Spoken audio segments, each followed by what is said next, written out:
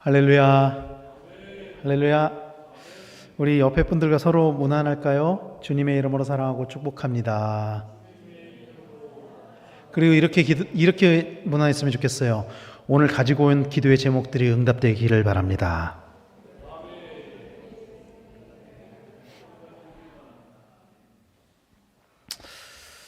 여러분, 오늘 예배 나오신 목적이 무엇입니까? 오늘 예배 나오신 이유가 무엇입니까? 밖에 비 많이 오나요, 지금? 오늘 날씨가 이렇게 궂은데도 이 자리까지 나오신 이유가 무엇입니까? 어떤 분들은 그냥 교회에서 예배에 나오라고 하니까 어제 문자 받고 나오신 분들도 계실 수도 있고요. 그렇게 교회 예배로 있으니까 참석하신 분들도 계실 거고, 또 어떤 분들은 찬양을 뜨겁게 하고 싶어서 나오신 분들도 계실지도 몰라요. 오늘 찬양팀 너무 잘하지 않나요? 너무 정말 아름다운 찬양, 매달 이렇게 수고해 주시는 찬양팀 정말 고맙습니다. 그리고 날로 갈수록 수준이 높아지는 것 같아요, 찬양팀이. 오늘은 정말 마커스 저리 가라였습니다.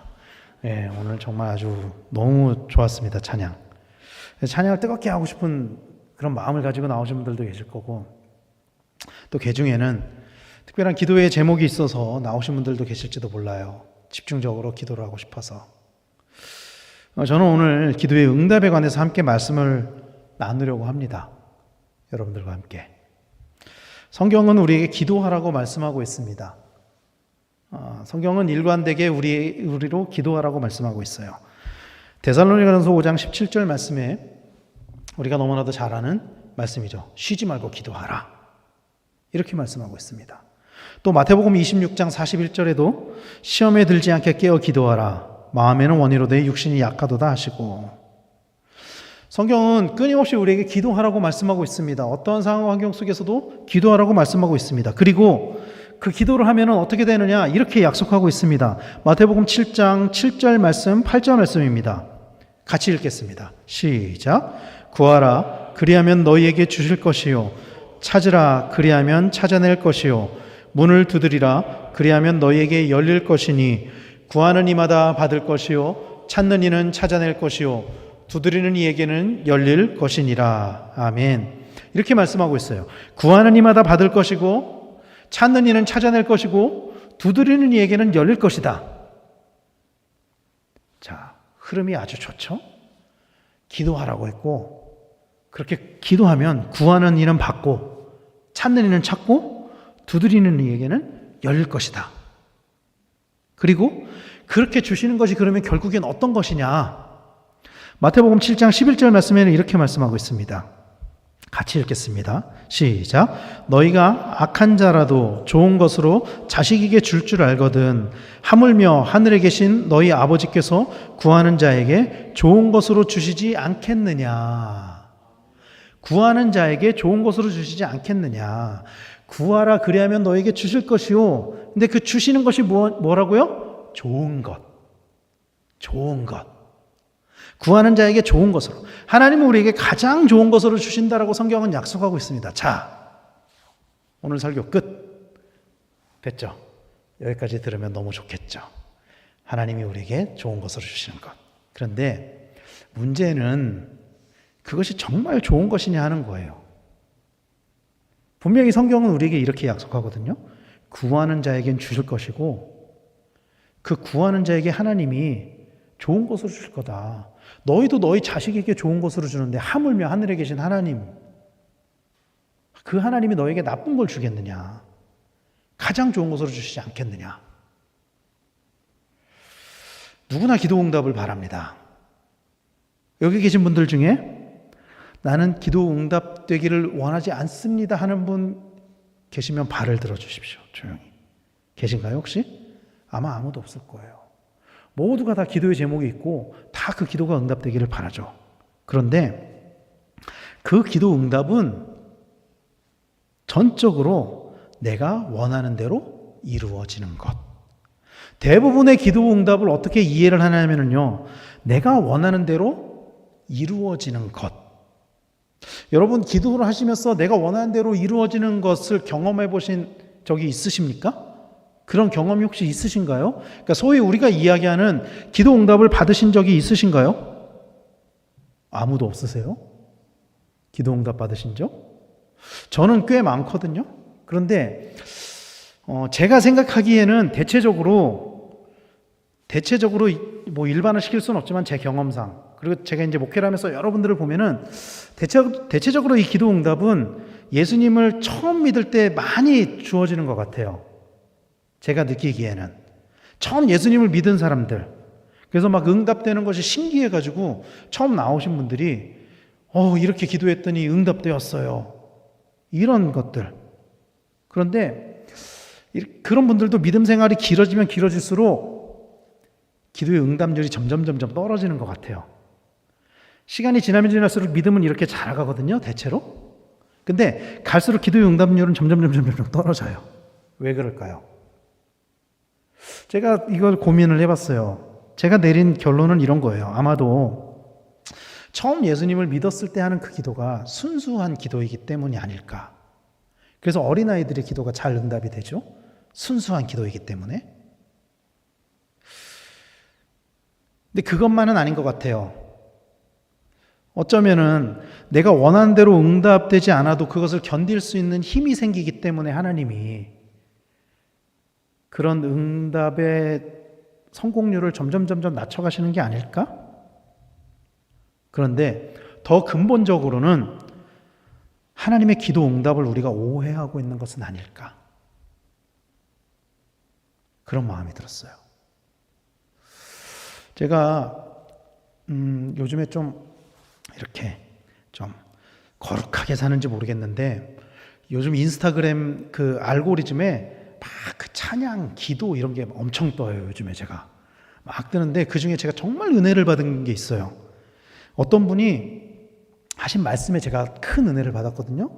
그 문구를 제가 그냥 가져와 봤어요. 한번 읽어드릴 테니까 한번 들어보세요. 힘을 달라고 기도했더니 하나님은 나를 강하게 만들 시련을 주셨어요. 지혜를 달라고 기도했더니 하나님은 내가 풀어야 할 문제들을 주셨어요. 용기를 달라고 기도했더니 하나님은 극복해야 할 위험들을 주셨어요.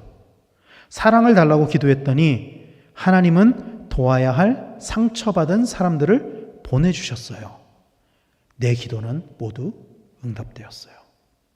제가 이 영상을 보고 굉장히 큰 은혜를 받았어요. 굉장히 큰 은혜를 받았어요. 그러면서 제 마음 가운데 이런 마음이 들었어요. 하나님의 기도는 반드시 충만으로 응답되지는 않는구나. 때로는 결핍으로 하나님을 향한 그 기도가 응답되기도 하는구나. 하나님은 결핍으로 우리에게 응답하시기도 하는구나. 그렇다면 우리에게 결핍이 주어질 때 우리가 어떤 태도로 하나님 앞에 나아가야 되느냐 하는 거죠. 오늘 우리가 읽은 본문은 이사야서의 말씀입니다. 우리가 다 아는 것처럼 이스라엘은 솔로몬 시대 이후에 나라가 나뉘죠. 그리고 북이스라엘은 어떤 나라에 의해서 망하죠? 아수르에 의해서 멸망을 당하고 남유다는 바벨론에게 멸망을 당합니다. 그리고 그 과정에서 북이스라엘과 남유다는 그 아수르와 바벨론과 아주 처절한 전쟁을 해요. 그러니까 그냥 아무런 전쟁 없이 우리가 항복합니다가 아니고 아수르가 침공을 하고 바벨론이 침공을 해가지고 전쟁을 합니다. 이 전쟁은 정말 무서운 거예요. 오늘날 세상에서 일어나고 있는 그 모든 전쟁을 봐도 보면은 뭐 러시아 우크라이나 전쟁, 또 이스라엘 팔레스타인 전쟁 이런 거 보면은 아주 처참하죠. 저는 가끔 그런 상상하거든요. 만약에 이 한반도에 전쟁이 일어난다면 어떻게 될까? 저는 그런 상상하면은 와, 내가 그걸 견딜 수 있을까? 버틸 수 있을까? 이겨낼 수 있을까? 자신이 없더라고요. 전쟁이 일어나면은요, 모든 것을 다 삼키게 되고 모든 것에 결핍이 진행이 됩니다. 다 없어져요. 그냥 누리던 것들이 다 사라져 버립니다. 이사야의 말씀은 어떤 관점에서 보면은 그런 결핍에 대한 예고에 대한 말씀이에요. 우리가 읽은 본문은 포로 생활에 대한 예언과 더불어서 그들을 지켜주실 하나님의 약속에 관한 말씀입니다. 이사야서는 너희가 망할 거야, 포로 생활을 하게 될 거야, 이거를 예언하거든요. 그런데 여러분, 하나님은 이스라엘의 하나님이십니다. 하나님은 이스라엘을 선택하고 구원하셨어요. 그러나 하나님은 이사야를 통해서, 예레미야를 통해서 이스라엘이 망할 것과 포로 생활할 것을 예언하셨습니다. 그리고 하나님은 그 예언을 이루셨어요. 실제로 이스라엘 망했죠. 포로 생활했죠. 이것을 우리가 어떻게 받아들여야 하느냐는 거예요. 이것을 살아가다 보면 우리에게 부족하게 여겨지는 것들이 참 많이 있을 때가 있습니다. 그럴 때 대부분의 사람들은 자신의 삶을 비관하거나 원망하죠. 원망의 대상을 찾기도 하죠. 그리스도인들 같은 경우에는 하나님을 원망하기도 하죠. 그러나 성경은 우리에게 이런 태도를 가지라고 권면하고 있어요. 데살로니가전서 5장 18절 말씀입니다. 범사에 감사하라. 이것이 그리스도 예수 안에서 너희를 향하신 하나님의 뜻이니라. 우리 너무나도 잘 알고 있는 말씀이죠. 이 말씀을 현대어 성경으로는 이렇게 번역을 하거든요. 같이 한번 읽겠습니다. 시작. 어떤 처지에 있든 감사하는 마음을 잊지 마십시오. 이것은 하나님께서 그리스도 예수를 믿는 여러분에게 바라시는 뜻입니다. 어떠한 처지에 있든지 감사하는 마음을 잊지 마십시오. 여러분, 우리는 어떠한 상황과 환경 속에서도 감사할 수 있는 믿음을 가지고 있습니까? 여러분은 그런 믿음을 가지고 계십니까? 바울은 이렇게 권면하거든요. 어떠한 처지에 있든지 감사하는 마음을 잊지 마십시오. 그리고 이 이사야서에서 예언된 그 당사자인 이스라엘 백성들, 그 자기네 나라가 망해가고 포로로 잡혀가는 그 과정 속에서 그들은 감사할 수 있었을까요? 여러분들 같으면 감사할 수 있겠습니까? 그 모든 것이 다 사라져버린, 결핍이 진행된 그 상황에서 감사할 수 있겠느냐는 거죠. 이 결핍의 사전적인 의미는 있어야 할 것이 없어지거나 모자람, 혹은 다 써서 없어짐, 이런 뜻입니다. 사랑하는 성도 여러분, 믿음에는요 일정의 결핍이 있어야만 합니다. 믿음에는 일정의 결핍이 있어야만 해요.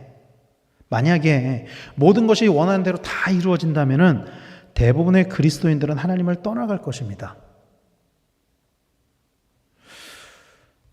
우리는 근본적으로 잘된 것은 나의 공으로 돌리고 잘못된 것은 남의 탓으로 원망의 대상을 찾고 그러면서 살아가거든요.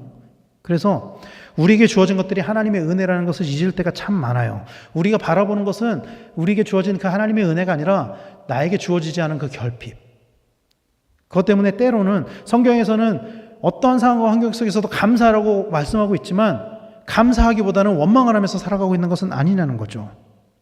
우리가 누리고 있는 모든 삶은 하나님의 은혜라는 것을 기억하시길 바랍니다. 생각한 것보다 우리가 이룬 것들이 우리의 능력으로 되지 않은 것들이 너무나도 많아요, 사실은. 우리는 우리의 능력으로, 우리의 힘으로 이루었다고 생각하지만 생각보다 우리의 능력이 아니라 정말 하나님의 도우심으로 이룬 것들이 정말 많다라는 거예요. 때로는 내가 정말 운이 좋았어. 우연으로 잘 된 거야. 그렇게 생각될 때도 있죠.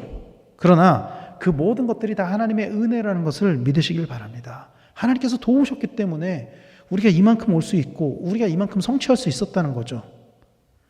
마찬가지로 우리에게 채워주시는 것만큼이나 때로는 우리에게 찾아오는 결핍 또한 하나님이 하시는 일일 때가 있다라는 것을 우리는 인정해야만 합니다. 그것을. 그러면 왜 하나님이 우리에게 결핍을 주시는 걸까요? 왜? 오늘 본문은 이제 제가 6절 말씀을 읽었지만 앞에 있는 1절부터 5절 말씀을 한번 좀 길지만 같이 한번 읽어보려고 하거든요. 이거를 현대어 성경으로 번역된 걸로 제가 가져와 봤습니다. 1절부터 5절 말씀을 여기 스크린에 나온 자막을 보시고 같이 한번 읽겠습니다. 시작. 여호와께서 이스라엘 백성에게 바벨론의 포로 생활에만 얽매여 실망하지 말고 옛날 다윗 시대처럼 번영하는 나라가 다시 온다는 것을 믿도록 은혜의 계약을 선포해 주셨다. 너희 목마른 자들아 모두 이곳에 물로 나오너라. 돈이 없는 사람들도 모두 오너라. 너희는 사서 먹되 돈 없이 와서 살아. 너희는 쉬고 저녁 값을 내지 말고 포도주와 젖을 사라. 너희가 어찌하여 양식 아닌 것을 위하여 돈을 쓰느냐? 너희가 어찌하여 배를 채우지도 못할 양식을 위하여 수고하느냐? 이제 내가 하는 말을 너희가 똑똑히 듣기만 하면 너희가 항상 좋은 것으로 먹을 것이다. 지극히 좋은 양식으로 항상 만족하게 먹을 것이다. 너희는 내 말을 똑똑히 듣고 이제 내게로 오너라. 너희가 내 말을 옳게 듣기만 하면 너희가 죽지 않고 살 것이다. 나는 이제 너희와 언제까지나 유효한 언약을 맺겠다. 내가 옛날에 다윗과 맺은 언약을 그대로 지켜서 그 모든 약속을 너희에게 이루어 주겠다. 내가 다윗을 나의 증인으로 세워서 세계 만민에게 나의 전능한 통치권을 증거하게 하고 또 내가 그를 세계 만민의 통치자와 명령자로 세워서 세계의 평화와 질서를 보존하도록 하였다. 이제는 세계 만민이 너희를 보고서도 나 여호와를 섬기게 될 것이다. 내가 너희와 맺은 언약을 이루어주면 너희가 모르던 민족들도 그것을 보고서 너희를 찾아올 것이다. 너희를 모르는 민족들도 열심히 너희를 찾아올 것이다. 너희의 하나님 나 여호와가 너희와 맺은 언약을 이루고 내가 이스라엘의 거룩한 하나님으로서 너희를 지극히 영광스럽게 높여줄 것이기 때문이다. 아멘. 하나님께서는요, 포로 생활에 처하게 될 그 이스라엘 백성에게 언젠가는 하나님의 백성으로 영광스럽게 높여질 것이다 라는 것을 예언하셨어요. 약속하셨어요. 지금 당장은 멸망을 눈앞에 두고 있지만 그 결핍으로 인해서 오히려 영광을 받게 될 날이 올 것이다 라고 말씀하고 있는 것입니다. 그래서 결핍은 우리에게 은혜를 줍니다. 왜냐하면 소망을 주기 때문에. 우리가 원하는 것이 모든 것이 다 이루어졌다면 우리에게는 아무런 소망도 없을 거예요.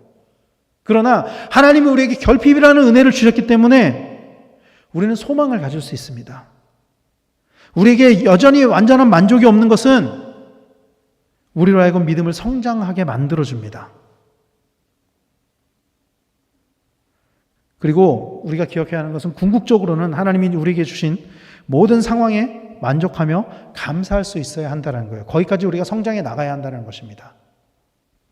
바울은 자신의 믿음에 대해서 이렇게 고백했어요. 바울은 자기가 감옥에 갇혀 있는 상황에서도 그 상황에서도 빌립보 교회 성도들을 향해서 이렇게 고백하고 있습니다. 빌립보서 4장 11절 12절 말씀에 내가 궁핍함으로 말하는 것이 아니니라 어떠한 형편에든지 나는 자족하기를 배웠노니 나는 비천에 처할 줄도 알고 풍부에 처할 줄도 알아 모든 일 곧 배부름과 배고픔과 풍부와 궁핍에도 처할 줄 아는 일체의 비결을 배웠노라. 바울의 믿음은 어떠한 형편에든지 자족할 수 있는 것이에요. 바울이 빌립보서를 기록할 때의 상황 감옥에 있었습니다. 감옥에 있었다고요. 이 감옥은요, 여러분, 오늘날 우리가 생각하는 그 현대식 감옥, 독방, 침대 있고, TV 있고, 이런 감옥이 아니에요, 여러분. 가끔 이렇게 유튜브 알고리즘에 이런 영상이 떠요. 중세의 감옥, 막 이러면서 중세 시대에 도저히 뭐 견딜 수 없는 그런 감옥의 현실을 막 알려주는 거예요. 근데 이때는 중세도 아니에요. 2000년 전 로마 시대라고요. 그 감옥 안에서 바울이 뭐라고 고백하고 있냐면 어떠한 형편에든지 나는 자족하기를 배웠다. 그러면서 빌립보서 4장에서는 뭐라고 권면하냐면 주 안에서 기뻐하라. 내가 다시 말하노니 기뻐하라. 없음에도 기뻐할 수 있는 것은 그만한 믿음이 생겼기 때문입니다. 바울은 그 결핍 가운데서도 오히려 믿음이 자라나는 일들이 바울의 삶 가운데 이루어지고 있었다라는 거예요. 이 빌립보서뿐만이 아니라 바울의 모든 삶을 보면은 그 결핍 가운데서 계속 믿음이 성장하고 있죠. 믿음은 풍족함에서 자라지 않습니다, 여러분. 믿음은 풍족함에서 자라지 않아요. 바울은 누구보다도 풍족할 수 있었죠, 사실. 예수님을 만나지 않았다면 누구보다도 풍족할 수 있었죠. 아니, 예수님을 만났음에도 여전히 바울은 누구보다도 풍족할 수 있었죠. 그러나 바울은 그 풍족하지 않은 길을 택함으로 오히려 믿음의 사람이 되었습니다. 바울은. 사랑하는 성도 여러분, 그러므로 믿음은 결핍에서 자라납니다. 그래서 결핍은 우리에게 은혜를 줍니다. 우리에게 부족하게 여겨지는 것들로 인해서 여러분 원망하기보다 감사하는 우리 성도님들이 되시기를 간절히 소망합니다. 그리고 믿음을 위해서 결핍의 자리로 나아가는 성도님들이 되시기를 바랍니다. 때로는 우리가 가지고 있는 것들을 헌신하고 하나님께 드리는 것, 그런 것들이 세상 사람들의 눈으로 보면은 손해고 그런 것들로 인해서 내가 가진 것들을 결핍하게 되고 잃게 되고, 그러나 그럼에도 불구하고 그 자리로 기꺼이 나아가는 우리 성도님들이 되시길 간절히 소망합니다. 그 결핍으로 인해서 우리에게 은혜가 주어질 것입니다. 그 결핍으로 인해서 우리의 삶이 영광스러운 자리에 놓이게 될 것입니다. 이사야서는 그거를 약속하고 있는 거예요. 그리고 그런 결핍의 상황에서 그러면 어떻게 해야 되냐? 하나님을 찾아야 한다는 것입니다. 그래서 아까 읽었던 1절에서 5절 말씀에 이어지는 말씀이 오늘 본문이에요. 다시 한번 읽어보면 이렇습니다. 너희는 여호와를 만날 만한 때에 찾으라. 가까이 계실 때에 그를 부르라. 이렇게 이어지는 거예요. 예레미야도 오늘 이 본문과 비슷한 말씀을 했습니다. 예레미야 29장 12절 13절 말씀을 같이 한번 읽겠습니다. 시작. 너희가 내게 부르짖으며 내게 와서 기도하면 내가 너희들의 기도를 들을 것이요 너희가 온 마음으로 나를 구하면 나를 찾을 것이요 나를 만나리라. 아멘. 하나님은요, 여러분, 언제나 우리가 당신을 찾기를 원하십니다. 하나님은요, 언제나 우리가 하나님을 찾기를 원하세요. 하나님을 구하기를 원하세요. 그리고 만나기를 원하십니다. 우리를 향한 그 하나님의 유일한 소망은요, 우리와 만나는 거예요, 여러분. 우리는 어떻게 생각하냐면은 하나님이 마치 우리 인생을 사용해서, 우리의 삶을 사용해서, 우리의 물질을 사용해서, 우리의 시간을 사용해서 하나님이 원하시는 뜻을 이루시는 것, 그게 하나님이 우리를 만나시기를 원하시는 목적이라고 많이들 생각하지만 사실 하나님이 우리를 만나시기를 원하시는 그 이유는 만남 그 자체에 있어요. 하나님은 그냥 우리와 함께하기를 원하시는 분이세요. 마치 에덴 동산에서 하나님이 아담과 함께 했었던 것처럼 우리와 함께하기를 원하세요. 이스라엘 백성들을 출애굽시키셨을 때 하나님이 출애굽시키신 그 이유를 뭐라고 말씀하냐면 내가 너희의 하나님이 되기를 원한다. 내가 너희와 함께 있기를 원한다. 그래서 여러분 십계명의 첫 번째 계명이 뭐죠? 나 외에 다른 신을 두지 말라. 그거는 나와 너 사이에 아무것도 있어서는 안 돼. 우리가 서로 얼굴과 얼굴을 마주보는 것처럼 함께 있어야 돼. 그런 말씀이거든요. 그리고 그렇게 하나님을 찾아갈 때 그 결과를 오늘 이어지는 7절 말씀에서는 이렇게 말씀하고 있는 것입니다. 악인은 그의 길을, 불의한 자는 그의 생각을 버리고 여호와께로 돌아오라. 그리하면 그가 긍휼히 여기시리라. 우리 하나님께로 돌아오라. 그가 너그럽게 용서하시리라. 하나님을 만나면 우리의 악함과 우리의 불의가 용서를 받게 된다고 말씀하고 있습니다. 우리는 하나님을 찾는다고 하지만 정작 하나님을 찾음으로 주어지는 은혜가 무엇인지 알지 못하고 살아갈 때가 참 많이 있어요. 그래서 하나님의 기도에 우리가 응답받지 못한다고 생각을 하죠. 왜냐하면 하나님은 우리를 만나서 하나님 우리에게 가장 먼저 주시기 원하시는 것은 우리를 긍휼히 여기시고 우리를 용서하시는 것. 그것 자체가 기도의 응답인데 일단 그건 제껴놔. 내가 원하는 것들이 이루어져야만 기도의 응답이야. 이렇게 생각하니까 하나님을 만나도 하나님 구해도 응답이 이루어지지 않는다고 생각하는 거죠. 하나님은 이미 우리에게 응답하셨는데, 우리에게 긍휼을 베푸셨는데, 우리를 사랑하셨는데, 우리를 용서하셨는데, 이것이 우리를 향한 하나님의 응답이라는 것을 믿으시기를 축원합니다. 그래서 오늘 말씀은 이렇게 이어져요. 8절 9절 말씀 같이 한번 읽겠습니다. 시작. 이는 내 생각이 너희의 생각과 다르며 내 길은 너희의 길과 다름이니라. 여호와의 말씀이니라.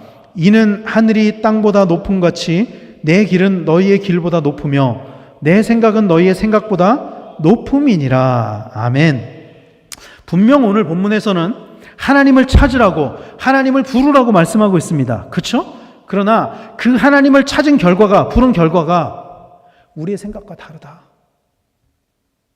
그렇게 말씀하고 있어요. 우리 생각과 다르다. 여러분, 우리는요, 우리의 생각이 가장 옳다고 생각합니다. 그래서 반드시 하나님이 우리의 기도에 충만으로 응답하셔야 한다고 생각해요.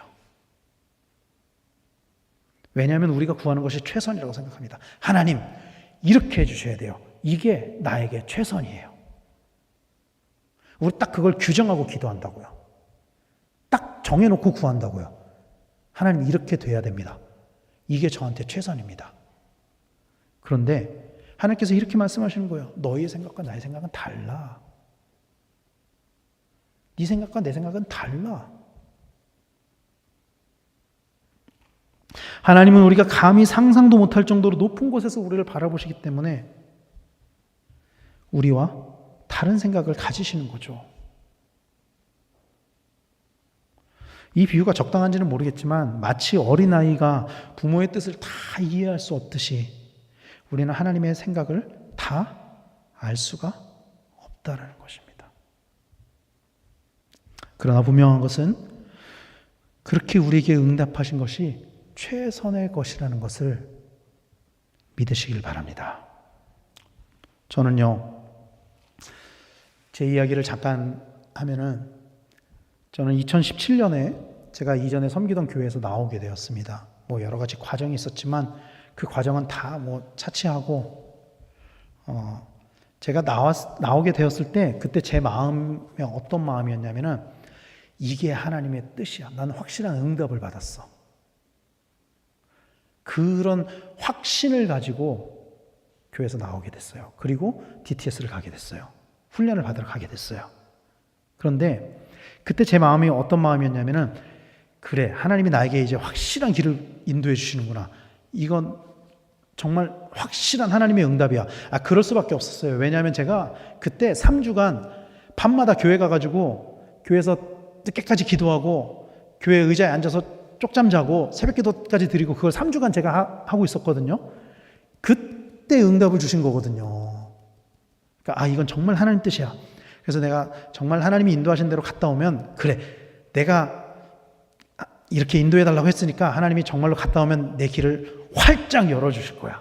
다 그런 마음을 가지고 다 갔다 왔어요. 정말 의양양하게 당당하게 갔다 왔죠. 그런데 갔다 왔는데 이후에 제가 하려는 게 다 막히는 거예요. 다 막히는 거예요. 아무것도 안 되는 거예요. 제 삶의 가장 어려운 순간들이 계속 찾아오는 거예요. 막 돈 1,000원에 벌벌벌 하고 막 이게 아까워가지고 쓰지를 못하고 막 사역지도 정해지지가 않고. 그래서 그때 제 마음에 어떤 생각이 들었냐면 내 인생 망했다. 나 망했다. 그러면서 그게 정말 하나님의 뜻이었을까 그때? 내가 그렇게 선택하는 게 맞았을까? 의심하는 마음도 들었습니다. 물론 목사로서 하나님이 나에게 가장 좋은 것을 주신다는 것을 누구보다도 잘 알고 있었고 그때도 지금도 잘 알고 있지만 그것을 머리로 아는 것과 내 삶에서 받아들이는 것에 너무나도 큰 괴리가 있는 거예요. 나는 이렇게 말씀을 전할 때는 여러분 하나님이 나에게 주시는 그 결핍이 가장 큰 은혜입니다. 전하지만 정작 나에게 하나님이 엄청나게 큰 결핍을 주셨을 때 이게 진짜 하나님 뜻이 맞아?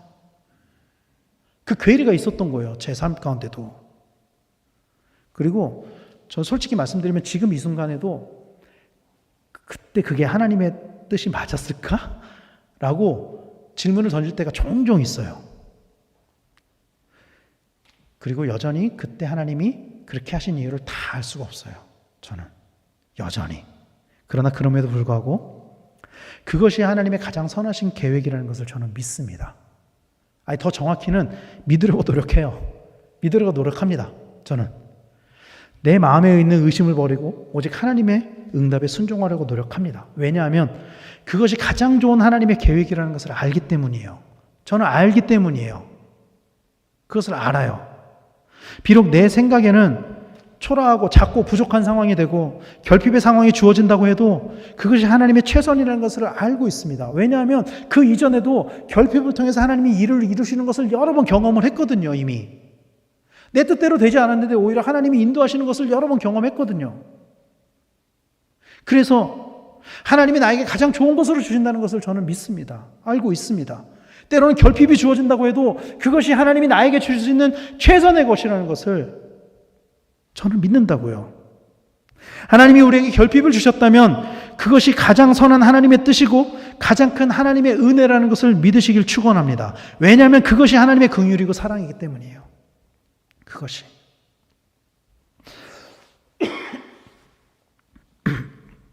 하나님은요, 우리에게 눈에 보이는 충만함이 아니고 긍휼과 사랑으로 응답하시는 분이십니다.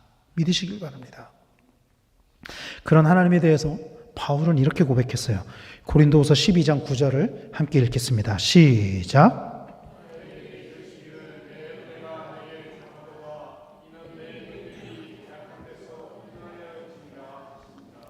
그러므로 도리어 크게 기뻐함으로 나의 여러 약한 것들에 대하여 자랑하리니 이는 그리스도의 능력이 내게 머물게 하려 함이라. 아멘. 바울이요, 이 말씀이 어떤 상황에서 나온 거냐면은 바울이 이렇게 고백하는 거예요. 내가 육체의 가시를 없애달라고 하나님께 3번 기도했다. 그때 하나님이 나에게 이렇게 응답하셨다. 하나님 바울에게 충만으로 응답하지 않으셨어요. 그래, 너 나를 위해서 이만큼 헌신했으니까 너 기도 제목 내가 들어줘야지. 야 바울, 네가 어떤 애인데 나한테 교회를 네가 얼마나 많이 개척했고 나를 위해서 네가 얼마나 많은 것을 포기했고 나를 위해서 네가 얼마나 헌신했는지 내가 다 알아. 그래, 그 정도 내가 못 채워주겠냐? 아니요, 하나님 결핍으로 응답하셨어요, 바울에게. 그리고 그 결핍을 사용해서 하나님의 온전하심이 증명된다라고 말씀하고 있는 것입니다. 사랑하는 성도 여러분, 하나님은요, 우리의 삶을 통해서 하나님의 살아계심을 증명하기를 원하시는 분이십니다. 그런 하나님의 사역에 동참하기 위해서 우리는 하나님을 찾고 하나님을 불러야 합니다. 그러나 그 과정에서 때로 우리에게 결핍이 주어질 때가 있어요. 그 과정에서. 그때 우리는 그것을 원망하기보다 그것을 감사할 수 있는 믿음이 있어야만 합니다. 왜냐하면 그 결핍을 통해서 하나님이 선한 일을 이루실 것이기 때문입니다. 믿으시길 바랍니다. 결핍을 채워가는 그 과정에서 하나님이 우리에게 은혜를 주실 것이기 때문입니다. 사랑하는 성도 여러분, 오늘 어떤 것을 구하려고 이 자리에 나오셨습니까? 여러분들에게 어떤 기도의 제목이 있습니까? 여러분이 원하시는 것이 무엇입니까? 무엇을 구하든 하나님의 음성을 들으시기를 바랍니다. 그리고 그 하나님의 음성에 순종하는 우리 모두가 되기를 간절히 축원합니다. 비록 그것이 결핍이라도, 하나님이 나에게 결핍으로 응답하시더라도, 결핍으로 말씀하시더라도 그것에 순종하는 성도님들이 되시길 바랍니다. 항상 우리에게 응답하시는 그 하나님을 신뢰하며 결핍을 통해 이루시는 그 하나님의 역사가 이 자리에 있는 우리 모두에게, 우리 안에 충만하게 이루어지게 되기를 간절히 축원합니다. 이제 함께 찬양하기를 원합니다.